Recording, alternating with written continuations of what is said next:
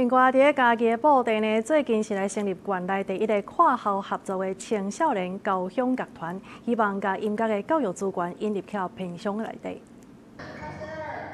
伫老师的指挥之下，来自无共学校的囡仔做伙练习要去台北流行音乐中心表演的歌曲。因是今年拄成立的布袋青少年交响乐团，嘛是台湾口语文教协会10万以来提升偏乡教育环境的实际成果。我们透过跨校合作的一个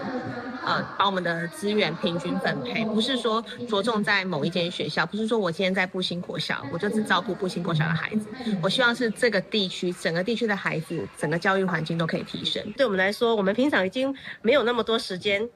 因为刚好有这个乐团，所以我们可以更省时间，然后又有这么棒的环境，还有这些师资，我觉得是对我们是非常非常棒的一种福利。这个乐团将近40位成员是来自4间国小、1间国中的学生囡仔，因为每一间学校的资源有限，所以练习的场地就是伫无上课的教室，乐器就是用借的，或者是别人替换存落来的。老师嘛是协会为外地专工请的，虽然资源无够，不过囡仔也是真欢喜，会当互家己有学习音乐的机会。可以看到更多的乐器，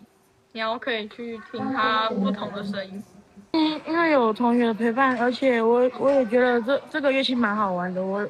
而且有这个机会可以让我们上台，我就想说我也要加入进去。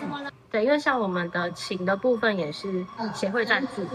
对，不是他们自己的琴，所以之前我们状况是没有办法把琴带回家练习，所以可能就是每个礼拜都会重复的一样的东西。协会指出，乐团成立了后，包括老师、器材等等的资源，一年就需要买250万的费用。目前主要拢是靠学生家长甲在地企业的支持，希望透过乐团伫台北流行音乐中心的表演，互社会关注偏乡的囡仔安怎伫资源无够的条件之下，同款会当展现因对学习的热情。记者林慧婷，家己报道。